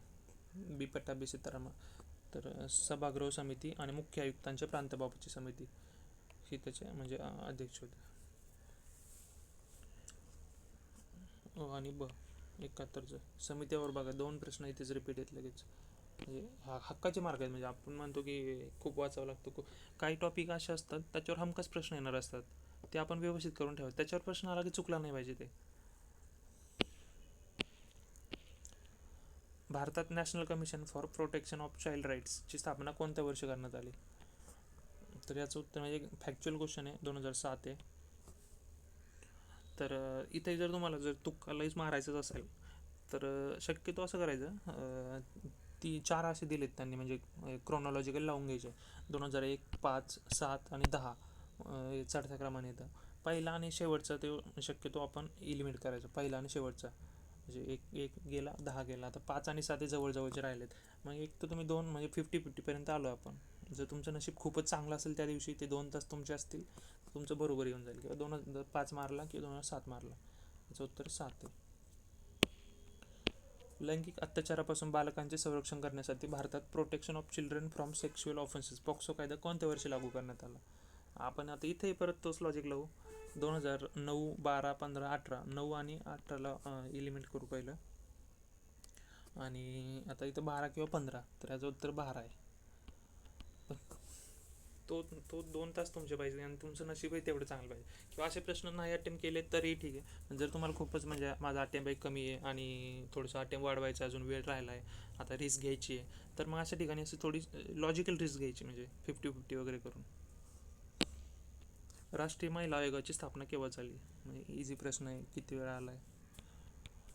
1992 आय थिंक. 31 जानेवारी 1992 त्याची एक्झॅक्ट डेट आहे. हे तुम्हाला डेट सकट पाठच पाहिजे, म्हणजे महत्त्वाचं आहे ते. राष्ट्रीय महिला आयोग. तसंच महाराष्ट्राचा महिला आयोग त्याची पण ती काहीतरी 1993 आहे, 25 जानेवारी अशी वगैरे काहीतरी. ती पण एकदा व्यवस्थित बघून घ्या तुम्ही. महिला आयोग आणि अजून तो कुठला ह्युमन राईट कमिशन, हे काही असे 2-4 कमिशन आहेत एकदम महत्त्वाचे, करून ठेवायचे व्यवस्थित. खालीपैकी कोणते कार्य 24 जानेवारी 1950 रोजी संविधान सभेने केली आहेत? 24 जानेवारीला राष्ट्रध्वजाचा स्वीकार. राष्ट्रध्वजाचा स्वीकार तर आपण 1947मध्येच केलेला आहे, जुलै 1947मध्ये. गेलं ऑप्शन, गेलं, इथं गेलं. हां, उत्तर राहिलं ब क ड 82-4. राष्ट्रगीताचा स्वीकार बरोबर आहे. राष्ट्रगान आणि राजेंद्र प्रथम राष्ट्रपती म्हणून निवड ही 24 जानेवारीला केली. आणि ह्या थीमवर मागच्या वर्षी प्रश्न आलेला आहे, म्हणजे थीम कशी रिपीट होते तुम्ही मागच्या वर्षीचा प्रश्नपत्रिका काढून पाहू शकता. त्यात सेम असंच काहीतरी जोड्या लावायला लागले ते, 24 जानेवारी, 25 जानेवारी, 26 जानेवारी असं. म्हणजे एकदम आपण प्रश्न प्रिडिक्ट करू शकतो किंवा प्रश्नाचं उत्तर लॉजिकली देऊ शकतो, म्हणजे मागचे PYQ बघून पण. याच्यावर म्हणजे एक तुम्ही जर सिरियस आस्पिरंट असेल ना, तर मस्ट आहे तुम्ही PYQ करणं. राज्यसेवेचे पूर्ण PYQ तुमचे पाठ पाहिजेत 2013पासून. नुसते PYQ जरी केले ना तरी, म्हणजे ज्याचा थोडासा बेसिक अभ्यास आणि PYQ येतं, तरी तो राज्यसेवा इझिली प्रिलिम क्रॅक करू शकतो. खालीपैकी योग्य विधाने ओळखा. कॅबिनेट मिशन योजनेनुसार नोव्हेंबर 1946मध्ये संविधान सभा निर्माण करण्यात आली होती. कॅबिनेट मिशनने 2 संविधान सभेच्या विचारांना नकार दिला. मुस्लिम लीगने क्रिप्स प्रस्ताव, हां राईट, आपण आत्ताच वरती बघितलं, क्रिप्सचा प्रश्न आलेला आहे. इतिहासमध्ये बघितला तो आपण, म्हणजे 1942 सालचा, तर तो स्वीकारला नव्हता इथे, म्हणजे तो चूक आहे. म्हणजे काही टॉपिक कसे महत्त्वाचे असतात. तर क गेला इथे, पण क गेला, क एलिमिनेट झाला, राहिला ऑप्शन एकच, बरोबर आहे. 83चं उत्तर काय निघलं? 1 निघलं आपलं. क चुकीचं आहे, 83चं उत्तर. 84. आधुनिक संविधानवाद या संकल्पनेची सुरुवात कोणत्या देशात झाली? ज्यांचं ऑप्शनल पॉलिटिकल सायन्स आहे तर त्यांना येऊ शकतं, म्हणजे याचं उत्तर अमेरिका आहे. Modern constitutionalism. खालीलपैकी योग्य विधाने ओळखा. ठीक आहे. जी व्यक्ती राष्ट्रपती म्हणून पद धारण करीत असेल अथवा जिने असे पद धारण केले आहे, ती व्यक्ती संविधानाच्या अन्य तरतुदींना अधीन राहून त्या पदासाठी होणाऱ्या फेर निवडणुकीस पात्र असेल. बरोबर आहे, आपल्या इथं परत पात्र होऊ शकते, म्हणजे दुबार निवडणूक. कोणतीही व्यक्ती राज्यसभेचा सदस्य म्हणून निवडून येण्यास अर्हता प्राप्त असल्याखेरीज राष्ट्रपती पदाच्या निवडणुकीस पात्र असणार नाही. ठीक आहे, असणार नाही, मग ठीक आहे. इथं राज्यसभेचा नाही, लोकसभेचा आहे. म्हणजे राज्यसभेची ही अट याच्यासाठी उपराष्ट्रपती पदासाठी, इथं आपल्याला विचारलं आहे राष्ट्रपती पदासाठी, त्याच्यामुळे इथं लोकसभा पाहिजे होतं. बस स्टेटमेंट चुकीचं आहे, म्हणजे किती मायन्यूट लेवलला चूक करू शकतात. आणि आपण प्रेशरमध्ये आपण आहे ना, म्हणजे डायरेक्ट हां ठीक आहे बरोबर करून जाऊ. पॉलिटीमध्ये एकदम काळजीपूर्वक वाचायचे प्रश्न सोपे असतात पण थोडेसे फिरवलेले असतात. 85चं उत्तर 1. खालीलपैकी कोणते विधान बरोबर आहे? 86 नंबरचा क्वेश्चन आहे. आता इथं करंट सुरू झालं आहे. 6व्या राष्ट्रीय जल पुरस्कार आवेदनपत्रे 15 नोव्हेंबर 2024 रोजी मागवण्यात आली. राष्ट्रीय जल पुरस्कार 9 प्रकारामध्ये, इथं 10 प्रकारामध्ये दिला जातो तो. आता 2026 आय थिंक, हा 2025चा महाराष्ट्र प्रथम आला आहे. ह्यावेळेसचे तुम्ही लक्षात ठेवा, ह्यावेळेस येऊ शकतो प्रश्न परत, कारण महाराष्ट्राने प्रथम क्रमांक मिळवला त्यात. जलशक्ती मंत्रालय, इथं 9 हे पण चुकीचं आहे. जलशक्ती मंत्रालय दर राष्ट्रीय जल पुरस्कार 2016 वर्ष नाही, 2016 नाही, हे पण चुकीचं आहे. तिन्ही ऑप्शन याचे चुकीचे आहेत. बघ चुकी. आता हा प्रश्न रिपीट नाही होणार, पण ह्याची थीम रिपीट होऊ शकते. इथं प्रश्न कसा आला आहे, मग पुढच्या वेळी नेक्स्ट टाईम म्हणजे पुरस्कारावर प्रश्न कसा विचारू शकतात ते आपण व्यवस्थित करू. मागच्या वेळी कसा 2024ला पद्म पुरस्कारावर आला होता, सेम इथं मग ते फक्त जल पुरस्कार आले. काही महत्त्वाचे पुरस्कार आहेत तेवढे व्यवस्थित करायचे आपण करंटमधले. जागतिक शांतता निर्देशांक 2024 नुसार राष्ट्रांची रँकिंग चढत्या क्रमाने लावा. म्हणजे एकदम आता ते थोडंसं इझी आपला हार्ड प्रश्न केला त्यांनी. तर आपला पहिला म्हणून माहिती आहे आपल्याला, म्हणजे पहिला आईसलँड आहे जागतिक शांततामध्ये. भारत त्याचा 100 काहीतरी 115 115 का 118 आहे भारताची रँकिंग. तर भारताचं न विचारता यांनी हे विचारलं आहे, तर ठीक आहे. आईसलँड पहिलं आहे, हां ठीक आहे, 2 ठिकाणी आलं. त्याच्यानंतर आयर्लंड आहे. तर हा प्रश्न नंतर कॅन्सल केला आहे, काहीतरी याच्यात थोडंसं हे चाललं आहे, टायपिंग एरर काहीतरी झालं आहे याच्यात, मग प्रश्न कॅन्सल आहे. पण त्याचं उत्तर पहिलं आन्सर की नाही असं तोंड आलं होतं. आईसलँड, आयर्लंड, ऑस्ट्रेलिया आणि नंतर न्यूझीलंड. याचं भारताची रँकिंग तुम्ही लक्षात ठेवा, आणि पहिला कोण आहे हे जर लक्षात ठेवलं तरी ठीक आहे. म्हणजे तीच खोलात जाण्यात काही अर्थ नाही, ते लक्षातही राहत नाही एवढं. 88 नंबरचा प्रश्न आहे. गुकेश डी हे देशातील सर्वात उत्कृष्ट बुद्धिबळपटू एक बुद्धिबळपटू आहेत. त्यांची कामगिरी अशी आहे. 2024मध्ये सिंगापूर येथे झालेल्या फिडे जागतिक बुद्धिबळ स्पर्धेत सुवर्णपदक मिळवले. बरोबर, हे एकदम तेव्हा म्हणजे हॉट न्यूज होती. 2024मध्ये सिंगापूर येथे झालेल्या फिडे 45 बुद्धिबळ ऑलिम्पियड हे ना, ही पण खूप चर्चेमध्ये राहिली होती तेव्हा. तर ही सिंगापूर नव्हती झाली, सिंगापूरला वरती झाली जागतिक बुद्धिबळ स्पर्धा, आणि बुद्धिबळ ऑलिम्पियड बुडापेस्टला झाली. तिसऱ्या स्टेटमेंटमध्ये येते 2024मध्ये बुडापेस्ट येथे झालेल्या फिडे 45व्या बुद्धिबळ ऑलिम्पियडमध्ये वैयक्तिक सुवर्णपदक मिळवले. हे बरोबर आहे. मग याच जर आपण व्यवस्थित जरी वाचले असते तरी थोडंसं आपला क्ल्यू पण मिळालं असतं की इथं जागतिक बुद्धिबळ स्पर्धा दिलं आहे, इथं फिडे ऑलिम्पिक दिलं आहे. तर ठीक आहे, मग चुकीचं आहे. हे इथं बुडापेस्ट पाहिजे होता सिंगापूरच्या. आणि बरोबर आहे, तर बरोबरच विचारलं, योग्य कथन. ठीक आहे. आणि ऑप्शन नंबर 3 योग्य विधाने ओळखा. भारतामध्ये 22 जानेवारी राष्ट्रीय बालिका दिन म्हणून साजरा केला. 2024ला हा प्रश्न आलेला आहे, म्हणजे त्याच्यावरच थीम रिपीट झाली परत. आता मी थीम असं का बोललो तुम्हाला लक्षात येत असेल आता. बेटी ही प्रश्न आला होता मागच्या वर्षी. हे जे स्टेटमेंट आहे, बेटी बचाओ बेटी पढाओ योजना 2015 साली सुरू करण्यात आली. हे बरोबर आहे, ऑप्शन आहे. 22 जानेवारी 2015ला सुरू केली ती, आणि तसं त्यांनी इथं हे पण ही पहिलं स्टेटमेंट ना 22 जानेवारी राष्ट्रीय बालिका दिन, 22 जानेवारी नाही, तो 24 जानेवारी आहे. इथं थोडंसं त्यांनी फिरवलं आहे. तुम्हाला बालिका दिन जरी माहीत असता तरी प्रश्नाचं उत्तर आलं. चुकीचं आहे. राष्ट्रीय बालिका दिन 8 सालापासून बरोबर आहे असेल, म्हणजे मला माहीत नव्हतं, पण हे मला फिक्स माहिती होतं की स्टेटमेंट चुकीचं आहे. 22 नाही, 24 जानेवारी. आणि बेटी बचाओ बेटी पढाओ हा 22 जानेवारी 2015ला सुरू केली ती. 2025ला तिला 10 वर्ष पूर्ण झाले त्या स्कीमला, कदाचित त्यामुळे विचारलं शकतं. 2024ला पण प्रश्न आला त्याच्यावर. नेक्स्ट 90 नंबर, जोड्या लावा ब्रिक्स शिखर परिषद. ठीक आहे. सो आता सेम असा प्रश्न रिपीट झालेला आहे. तेव्हाच्या काय जे समिट असतील 8, 9, 10 किंवा 11, 12, 13 अशाच टाईपला जोड्या लावायला आलेला प्रश्न आहे. तुम्ही मागच्या विभाग बघू शकता. तर त्यावर नाही जर तुम्ही आपले हे शिखर परिषद कधी झाली हे जर लक्षात ठेवलं असतं तर उत्तर आलं असतं. जस्ट आत्ता जी झाली आहे ती 16वी शिखर परिषद कझानला झाली आहे. 4 इथं पण आहे. आणि आपल्या इथे जी झाली ती ना ती कोरोनाच्या काळामध्ये झालेली आहे. तर ठीक आहे, आपण बघूया एकदा. 13वी सगळ्यात आधी म्हणजे 2000 आय थिंक 21ला झाली ती नवी दिल्लीमध्ये. डला 1 आता इथे बला 3 जोहान्सबर्ग, आणि बीजिंग त्याच्या आधीची. ऑप्शन 4 थीम रिपीट झालेली सेम. याच्या आधी पण राज्यसभेला हाच प्रश्न आलेला आहे, फक्त तेव्हाच्या ते समिट म्हणजे तेव्हाच्या होत्या आधीच्या काय 12, 11, 9, 8, 9, 10, 11 असं काहीतरी तसं रिपीट झालं. अक्षय अन्न योजनेमध्ये लाभार्थ्यांना खालीलपैकी कोणत्या वस्तू मोफत मिळेल. अक्षय अन्न योजना, ठीक आहे. आता हे मग आपल्याला माहीत नसतं, इथं वरीलपैकी सर्वोच्च उत्तर आहे. साखर, लाल मिरची, तांदूळ, हळद, ज्वारी.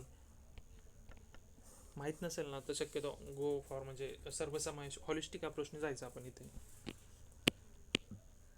भगवान बिरसा मुंडा जोड रस्ता योजनेविषयी योग्य विधाने ओळखा. ही योजना महाराष्ट्र सरकारने सुरू केली. ठीक आहे. आता भगवान बिरसा मुंडा ही योजना फक्त आदिवासी गावांना जोडण्यासाठी आहे. ठीक आहे, बघूया. या योजनेद्वारे आदिवासी भागांना प्राथमिक आरोग्य केंद्रे आणि आश्रमशाळांशी मुख्य रस्त्याने जोडण्यासाठी बनवली आहे. मुख्य रस्त्याने जोडण्यासाठी ही योजना महाराष्ट्र सरकारने 2024-25 बंद केली. आपण हॉलिस्टिकने जरी विचार केला तरी ते 4 ऑप्शन असं कुठलाच ऑप्शन नाही आहे. मग आपण हे चूक एक ठरवायचं आहे. म्हणजे हे बंद केली असं काय आपल्याला ऐकण्यात आलेलं नाही गेलं हे. बघ, उत्तर बरोबर योग्यच विचारलेलं.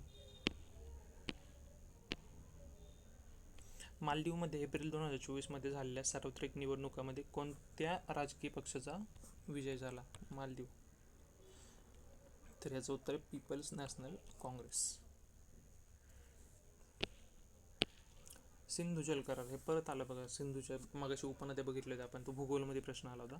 आता हा परत आला कारण ते इंडिया पाकिस्तानचं मध्ये टेन्शन वाढलेलं होते. तिथं कुठं पहलगामला तिथं हल्ला झाला तेव्हा. त्याच्यानंतर भारताने एअर स्ट्राईक केली, ऑपरेशन सिंदूर, आणि ते करार पण आपण स्थगित केला होता. त्याच्यामुळे भारत डॅश डॅश नद्यांचे पाणी वापरू शकतो. तर भारतासाठी होत्या सतलज, बियास आणि रावी. आणि त्यांच्याकडे गेले तर होत्या CJI, चिनाब, झेलम आणि इंडस. ते पाकिस्तानसाठी होत्या. आणि सतलज, बियास, रावी हे इंडियासाठी होत्या. म्हणजे इंडिया यांचं वापरू शकतो आणि पाकिस्तान हे 3चं वापरू शकतो CJI. भारतीय अर्थसंकल्प प्रक्रियेत गिलोटीनचा अर्थ काय? गिलोटीन अर्थसंकल्प प्रक्रियेत. गिलोटीन म्हणजे ना आपण म्हणजे जेव्हा वेळ कमी असतो आणि ते सगळ्या मागण्या किंवा त्याच्यावर चर्चा विमर्श न करता आपण डायरेक्ट ते पास करून टाकतो. म्हणजे सगळ्या गिलोटीनचा अर्थ भरपूर जण असं म्हणते हे करणं आणि ते पास करून टाकणं. अर्थसंकल्पातील अनुदानाच्या उर्वरित मागण्या पुढील चर्चेशिवाय मतदानासाठी ठेवणे. गिलोटीनचा अर्थ काहीतरी एक असं म्हणते प्राचीन काळी ना तो गिलोटीन एक हे म्हणजे तो शिक्षेचं एक यंत्र येते. म्हणजे तो माणसाची मान अशी तिथं गिलोटीनवर ठेवायची आणि तो हे करून कट करून टाकायचा डायरेक्ट. म्हणजे तो डायरेक्ट असत तर ते तसंच घ्यायचं. अर्थसंकल्प अनुदानाच्या उर्वरित मागण्या पुढील चर्चेशिवाय मतदानासाठी ठेवणे, मग डायरेक्ट पास करून देणे. ब ऑप्शन याचं इथं ऑप्शन ब आहे. इथं ऑप्शन एक ऑप्शनमध्ये पर्याय क्रमांक 1. गिलोटीन तुम्ही सर्च करून पाहू शकता ते यंत्र कसं दिसतं. मारुती चितमपल्ली, आता हे यांचं निधन झालं होतं. मारुती चितमपल्ली यांनी खालीपैकी कोणते ग्रंथ लिहिले? याचं रातवा बरोबर आहे, पाखरमाया, चकवाचा अन्न त्यांचं आत्मचरित्रच आहे. फुलवंती नाही आहे, ती निळवंती आहे. आणि जंगलाचा पाऊस नाही, ते जंगलाचं देणं आहे. थोडंसं त्यांनी जस्ट हे केलं आहे. अबक याचं उत्तर बरोबर आहे. एकदम न्यूजमध्ये मारुती चितमपल्ली, त्यांना आय थिंक पद्मश्री पण मिळाला होता. भारताच्या राष्ट्रपती द्रौपदी मुर्मू यांनी 24 जानेवारी 2024 कोणत्या ठिकाणी नॅशनल कौशल भवन या कौशल्य विकास आणि नवोद्योजकता मंत्रालयाच्या नवीन इमारतीची, आता मंत्रालयाचं नवीन इमारत म्हणले कुठे? नवी दिल्लीतच असणार का? ठीक आहे, थोडंसं लॉजिकने आपण लावू शकतो. खालीलपैकी योग्य विधाने ओळखा. योग्य विचारले. 2025-26 केंद्रीय अर्थसंकल्पातील प्रमुख आकर्षण म्हणजे अणुऊर्जा अभियानाची सुरुवात, जे लघु मॉड्युलर अणुभट्ट्यांच्या SMR स्मॉल मॉड्युलर रिॲक्टर्स संशोधन आणि विकासावर केंद्रित आहे. आपलं माहीत नसेल तरी आपण ठीक आहे बाबा, सर्वसमावेशक दिलं आहे त्यांनी ऑप्शनमध्ये, काय जास्त निगेटिव्ह काही वाटत नाही आहे. बरोबर धरून चालू आहे. अणुऊर्जा अभियानाच्या अंमलबजावणीला चालना देण्यासाठी अणुऊर्जा कायदा आणि आण्विक नुकसानासाठी नागरी दायित्व कायद्यातील सुधारणा संसदेत मांडल्या जातील. ठीक आहे, या सुधारणामुळे अणुऊर्जा प्रकल्पामध्ये परकीय क्षेत्रातील गुंतवणुकीला प्रोत्साहन मिळेल अशी अपेक्षा आहे. ठीक आहे, म्हणजे एकदम पॉझिटिव्ह वाटते तिन्ही स्टेटमेंट. बरोबर घेऊन जाऊया, म्हणजे यात काही असं निगेटिव्ह जास्त वाटत नाही. जर माहीत नसेल तुम्हाला, एकदम नवीन ऑल टॉपिक आहे, तर तेव्हा हा लॉजिक आपण हमखास लावायचं बसून जाईल. 99चं खालीलपैकी योग्य विधाने ओळखा. ऑगस्ट 2024 INS विक्रांत अधिकृतपणे भारतीय नौदलाच्या पश्चिम नौदल कमांडमध्ये सामील झाली. INS विक्रांत ही भारतीय नौदल सेवेत असलेली एक विमाननौका आहे. तमिळनाडूमध्ये बांधलेले हे अशा प्रकारचे पहिले तमिळनाडूमध्ये नाही, कोचीनमध्ये बांधलेले.